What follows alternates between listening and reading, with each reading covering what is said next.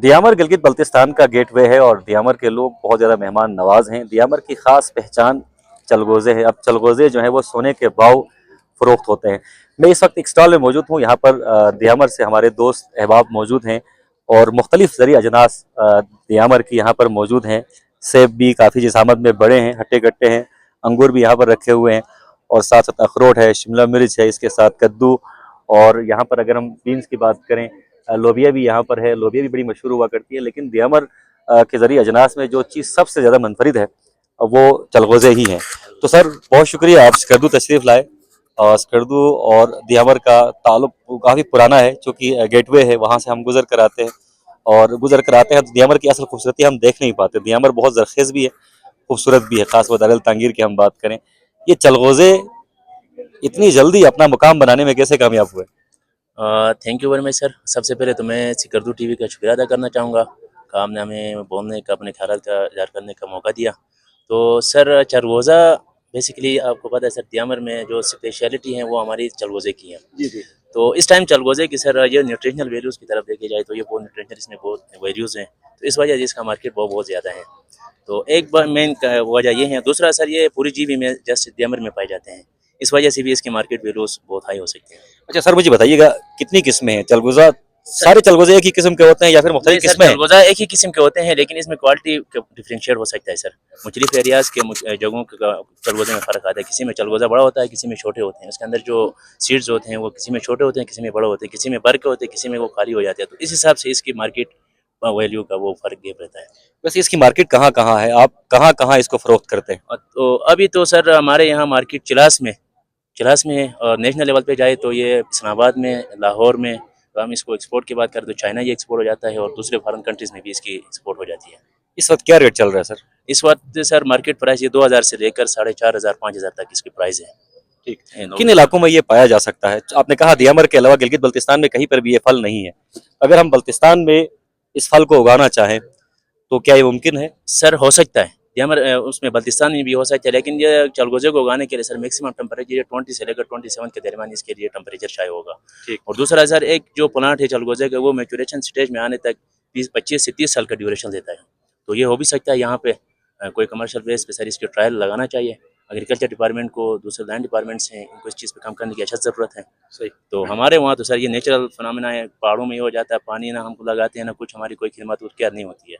अल्लाह ताला की तरफ से ये पहाड़ों में ये उगते हैं, अल्लाह ताला की तरफ से ये एक नेचुरल नहीं तो फिर एक जंगली फल है। फल है। देखें ये ये नेचुरल है, ये प्योर ये ऑर्गेनिक इसकी सर। मेरे ख्याल में रफ शक्ल है। इसके अंदर दाने पाए इसके जाते अंदर हैं। दाने पाए जाते तो हैं। ये काफ़ी ये मेहनत एक बड़े तलब भी है। प्रोसेस एक बड़े प्रोसेस के तहत सर इसके अंदर से हम वो फल निकालते हैं। अच्छा, इसमें फल मौजूद है इसमें इसमें? फल मौजूद है। अब ठीक। ये क्लोज हैं। ठीक। जो ये हम दरख्त से उतारते हैं, एक तकरीबन 2 हफ्ते ये बोरी में रहता है, फिर 2 हफ्ते हम इसको धूप में सुखाते हैं। जो इसका ये कोन खुल जाता है, तो इसको एक डंडी से ऊपर से हम हल्की सी इसकी चोट लगाएंगे तो ये बाहर निकलते हैं। ये प्रोसेस के तहत हो मैक्सिमम जाता है। 1 किलो चलगोज़ा आपने अलग करना हो तो कितना टाइम लगता है? 1 किलो के लिए तकरीबन मैक्सिमम सर ये आधा घंटा, अच्छा, आधा घंटे मतलब तक काफ़ी लेता मेहनत तलब काम है। है। मेहनत तलब काम है सर। चलगोज़े का रेट ऐसे ही नहीं है, इसको इसके चुनना एक अलग काम है, अलग इसको काम है, अलग करना एक अलग काम है, फिर इसको फ़रोख्त करना भी बड़ा अलग काम है। बड़ा कम है सर। इसकी बिल्कुल इसकी मार्केट बाकी जो अजनास इसकी मार्केट से थोड़ी सी डिफरेंट है। इसकी मार्केटिंग का भी बड़ा इशू होता है सर। हर किसी को जाके ये मार्केट में भी इसके गाहक मिलना बड़ा मुश्किल होता है, क्योंकि इसके बड़ा हाई एक्सपेंसिव है। तो इस वजह से भी इसकी मार्केट का वो अच्छा, वैसे एक्सपेंसिव होने का एक नुकसान ये भी होता है कि वहीं के मुकामी लोग इसका इस्तेमाल काफ़ी हद तक तर्क कर देते हैं। वो कहते हैं हम खा के क्या करेंगे, फ़रोख्त करते हैं। जाहिर ऐसा सी ही बात होता है है। सर, बिल्कुल ऐसा ही होता है, जाहिर सी बात है। अब ये 5000 का वो किलो बिकता है, तो कौन मेरे और भी बहुत सारी ज़रूरियात हो सकती है सर। मेरी एजुकेशन है, मेरे बच्चों के हेल्थ हैं, मेरे घरेलू खराजात है। तो अब मैं 1 किलो खाने से बेहतर है कि 5000 रुपये लेके मैं कि दूसरी चीज़ अपने घरेलू खराजात पूरे करूँ। ये तो शौकिया चीज़ है सर, ये बड़े बड़े लोगों के खाने वाली चीज़ें हैं। तो इसको एज ए ड्राई फ्रूट इसको इस्तेमाल करते हैं। तो आम मेजॉरिटी सर लो क्लास के लोग इसको इस्तेमाल नहीं कर सकते हैं। सही। अच्छा, अब दीगर अजनास की तरफ आते हैं। और कौन-कौन सी चीज़ें दियामर की मशहूर और हैं? दियामर की सर ये रेड बीन है, यहाँ पे जो लोबिया है सर। अच्छा, क्या कहते हैं? शिनामी में इसको क्या कहते हैं? श्यामी सर इसको हम पोलोलो कहते हैं। पोलोलो। पोलोलो अच्छा। कहते हैं। ये सर दियामर और स्पेशली दारेल में, दारेल का ये रेड बीन पूरी गिलगित बल्तिस्तान में बहुत मशहूर है। ये अपनी रंगत और जायके के लिहाज से बड़ा मशहूर है। ठीक। सर्दियों में लोग बड़े शौक से खाते हैं। हमारा ये लोबिया सर लाहौर, इस्लामाबाद, यहाँ के लोकल मार्केट में, हमारी चिलास, गिलगित, ये बड़े उसमें पैमाने में ये फ़रोख्त होता है। तो इसकी बड़ा वैल्यू मार्केट वैल्यू है सर। और अखरोट है सर हमारे तकरीबन काफ़ी 3। सख्त है भई ये। ये सख्त भी हैं सर, तकरीबन 3-4 वैराइटीज़ हैं इसमें। इसमें कागजी भी हैं, हल्के भी हैं। और ये कोई सर अंदर के हाई एल्टीट्यूड वाली जगह के जो अखरोट हैं वो थोड़े से अंदर से सर सफ़ेद होते हैं, तो इसका मार्केट वैल्यू ज़्यादा है। बाकी जो डाउन के उसके हैं, एरियाज़ के हैं, उसके मार्केट वैल्यू थोड़ा सा कम है। ठीक। ये सर हमारे लोकल अनार है। अनार है। ये जायके में सर खट्टे हैं। अच्छा, रंगत इसकी रेड है। हमने सुना था अंगूर खट्टे होते हैं। अंगूर खट्टे, ये रेड, ये भी खट्टे हैं अनार सर, खट्टे होते हैं। अनार भी खट्टे होते हैं।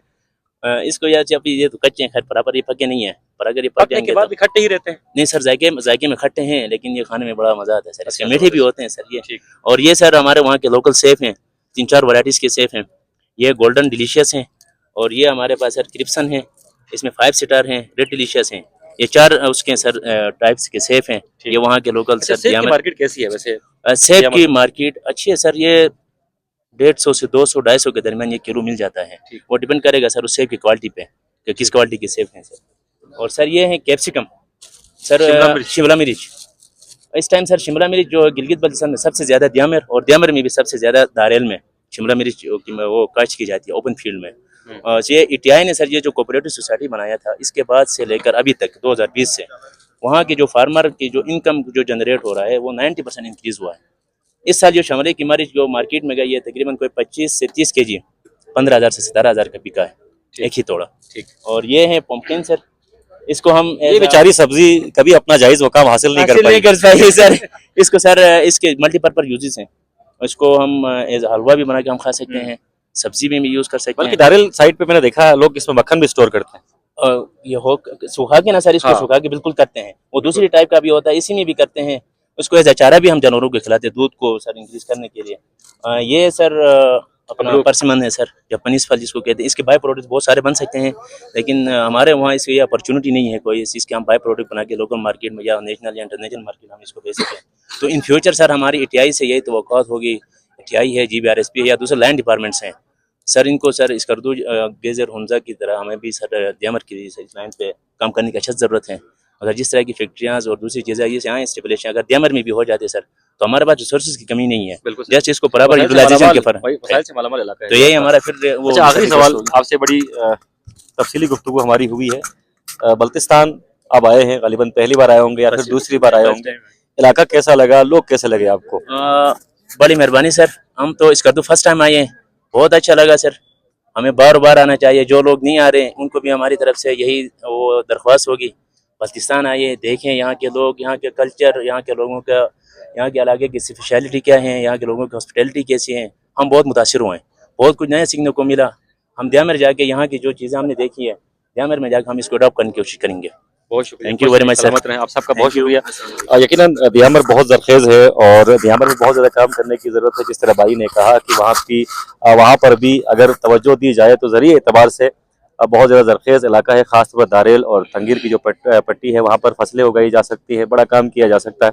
लेकिन अब द्यामर के नौजवान जो है रोशन ख्याल हो चुके हैं। द्यामर में अब मुख्तलिफ नौयत के कामों का आगाज़ हो चुका है। एजुकेशन की तरफ लोग बहुत ज़्यादा राग़िब हो रहे हैं और मुस्तक़बिल करीब में द्यामर टूरिज़्म के हवाले से, एग्रीकल्चर के हवाले से बहुत अहम खित्ता बनने जा रहा है। मोहम्मद अली अंजुम को इजाज़त दीजिए। अल्लाह हाफ़िज़।